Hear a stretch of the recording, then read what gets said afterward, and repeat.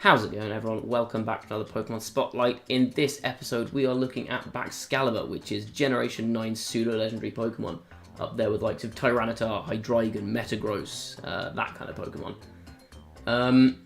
So initially, Baxcalibur was kind of slept on, I think, when VGC started in Gen 9. But it's recently, at the first two regional events, had a really impressive showing. It got top 8 at Liverpool and it won San Diego. So let's have a look at what makes Baxcalibur so strong. First of all, just its basic attributes. Dragon and Ice typing. It's not great defensively. Ice removes Dragon's Ice weakness. Dragon removes Ice's Fire weakness, which is kind of nice.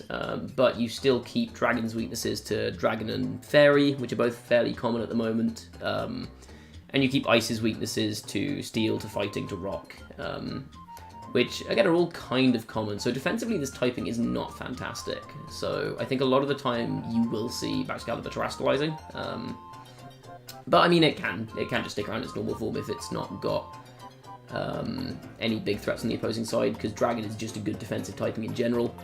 So you can just leave it as is, but a lot of the time it will terastallize, if nothing else, just to kind of resist a couple of hits. In terms of base stats, this thing's base stats are crazy. Its bulk, 115 HP, 92 defense, 86 special defense, that's really quite bulky. Especially when you see that this thing has 145 base attack. So this thing is crazy, crazy strong. It does ridiculous damage. And on top of that, it is very hard to kill because of its bulk. And even with all that bulk, it's actually not that slow. Like, 87 is a pretty respectable speed stat. You're not going to be outrunning the metagame, so you're still slower than, say, Annihilate. You're slower than things like Hydreigon, Arcanine. But you can run, like, especially if you're on like Dragon Dance, you can invest in speed here and just outspeed stuff after a Dragon Dance. Or you can just go like max speed Jolly, you'll outspeed Goldengo, for example. And there's a few things like Glamora, Rotom, that are kind of around that kind of 84 to 86 range, which you can outspeed.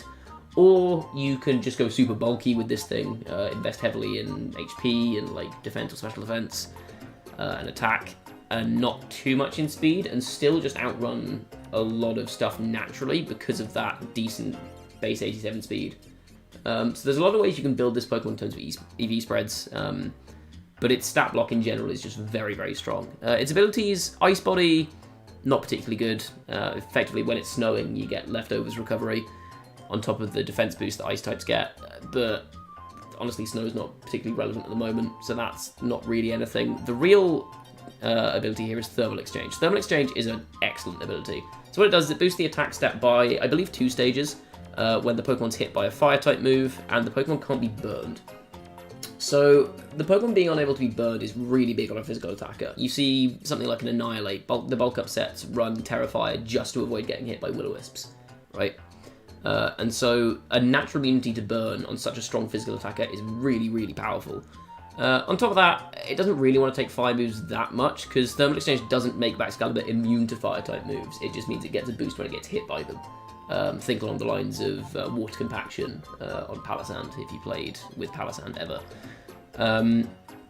But with Terastallization, you can turn yourself into a type that resists fire. You often see Water, Fire, Dragon as Terastallization types on Baxcalibur, so you can use that to switch in on fire-type moves pretty comfortably, and give yourself a boost if you want to use that defensively.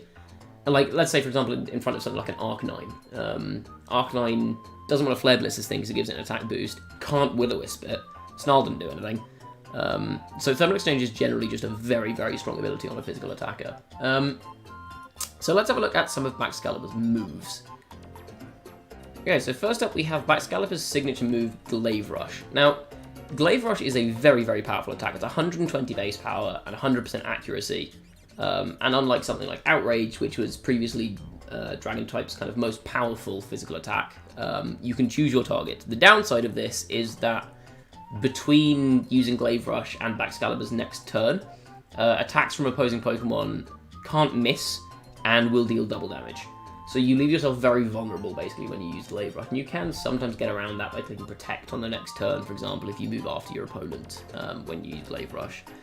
But basically, very, very powerful attack, leaves you very vulnerable. But off of 145 base attack, like, you're gonna take KOs with this. And I guess the counter argument is it doesn't matter if you're taking double damage next turn if you just kill the opponent before it hits you. Next up we have Ice Shard. Ice Shard's really useful for Baxcalibur. Like I said, a lot of the time Baxcalibur will be built like an adamant nature, very bulky, not much speed investment. And so having a very strong priority move with stab like Ice Shard on such a good offensive typing as Ice is a very, very useful tool for something like Baxcalibur. And then next up we have Icicle Spear. You see a fair bit on Baxcalibur, and I'll get into this a little bit more later in terms of how you run this, but you see loaded dice Baxcalibur with Icicle Spear running around a lot. So that's something to be careful of. You have a couple of setup moves. You have Dragon Dance, you have Swords Dance. You don't see setup that often on Baxcalibur, but it's an option that it has. Like I said, you can invest in a bit of speed and use Dragon Dance so that you outspeed maybe like a Dragapult at +1 speed, for example. But the downside of using Dragon Dance is if you have like Dragon Dance Protect, and then if your other two moves are like Ice Shard and Glaive Rush, then you don't actually benefit from the speed boost that much because you have Ice Shard anyway, so Sword Stance I think is more common as a setup move. And then lastly, you have a couple of coverage moves. Earthquake is the most common one, that and Terror Blast.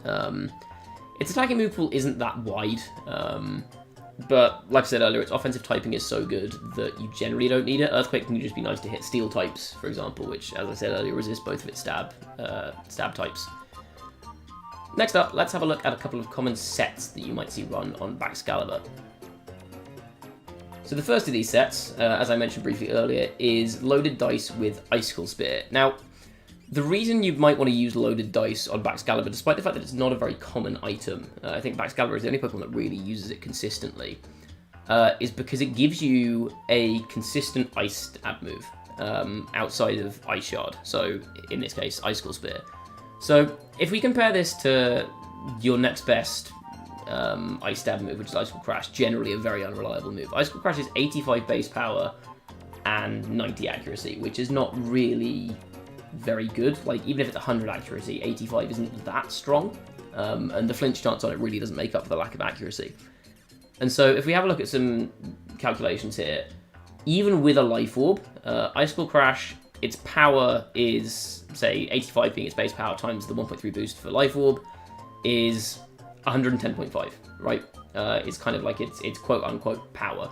And when you factor in accuracy, what we call the expected value, the expected power that you get out of a Life Orb Icicle Crash is 110.5 multiplied by 0.9, which is 99.45. So a little under 100 is kind of the expected value, so to speak, of Icicle Crash.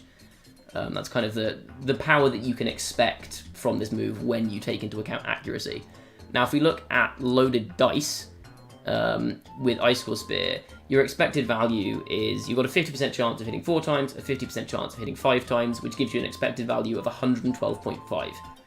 So you see here the expected value that you get out of a loaded dice Icicle Spear is higher than the maximum value you get out of Icicle Crash, and significantly higher than the expected value. Even the minimum value for Icicle Spear is 100, which is higher than the expected value of Icicle Crash. And there's a lot, like, even just ignoring math, there's a huge amount of value in having a move that is 100% accurate.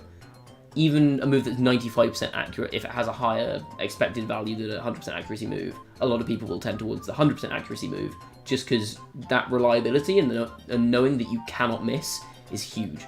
So loaded dice Icicle Spear is both stronger and a lot more reliable than Icicle Crash, even with a Life Orb, which is why people run this, because Glaive Rush is not a particularly reliable move in and of itself, just because of the drawback.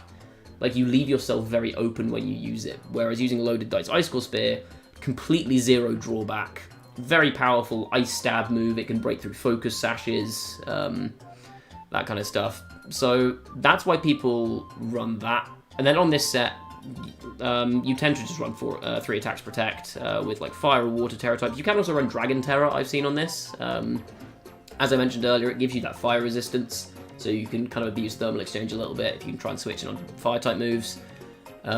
Plus it just makes your Glaive Rush absurdly powerful. But I think most commonly you see fire and water as terror types on this, because fire, for example, resists fairy, resists steel, which are kind of 2 very common weaknesses that Baxcalibur has to deal with. You can run other defensive types. It is still kind of team dependent. Like if you're really weak to fighting, you could maybe run a Terra type that resists fighting, but your most consistent types are generally going to be fire and water, or you can go dragon if you want to be more offensive. The other set you run, if you're not running loaded dice, is you'll see just kind of a bog standard, like Clear Amulet's the most common item that you see outside of loaded dice on Baxcalibur, but you can run things like a Figgy Berry, just for extra bulk if you're building more bulky. You can run Life Orb if you want on this thing. I'm not a huge fan just because this thing is so bulky that taking away 10% of its HP every turn can be kind of a deficit. You do just want to stick around. But I mean, you can run offensive items. Generally, you'll see something like a Clear Amulet or Figgy Berry. So Figgy Berry just gives you more health back. You can run Citrus as well. Clear Amulet's really good on Baxcalibur, I think, in particular, because its ability means it can't get burned, and Clear Amulet means its attack can't get dropped. So there is no way to reduce the damage output from a Clear Amulet Baxcalibur. So on these sets that don't have loaded dice, you generally actually won't see like a powerful Ice Stab. You'll keep Ice Shard, because Ice Shard's very useful in this Pokemon, but you'll generally see Glaive Rush, Ice Shard, and then you'll pretty much always run Protect. And then often it'll be some combination, not combination, it'll be one of like Terra Blast, Swords Dance, and Earthquake, I think are the most common. Terra Blast can be very useful on this thing to get around Steel types in particular, so if you're running like Terra Fire, you can run Fire, Terra Blast, hit Steel types. You can also run Terra Water again defensively, which lets you get around opposing Fire types, for example, which can be a little bit tricky. It kind of depends on what the team wants. Or you can just not have Terra Blast at all. You can go for Swords Dance if you want to set up. Maybe you have like Tailwind support, you can go Swords Dance, Glaive Rush. Or you can just go for a third attack in Earthquake or something to, again, hit Steel types. But those are kind of the main ways that Baxcalibur's run. There's not really a huge amount of variance in the sets you see on it. It's largely just, does it have Icicle Spear or does it not have Icicle Spear, and what's its Terra type. But that does not stop it from being a very, very powerful Pokemon, because the sets that it runs are incredibly strong, as we've seen from its recent results. That's going to be it for the Pokemon Spotlight on Baxcalibur. As always, if you enjoyed the content, please do leave a like on the video, sub to the channel if you haven't already, and if there are any Pokemon that you want to see covered in future Pokemon Spotlights, then leave your suggestions in the comments and I will include them in future polls. But that is going to be all from me for this episode. Thank you all for watching, and I will see you all next time. Bye bye.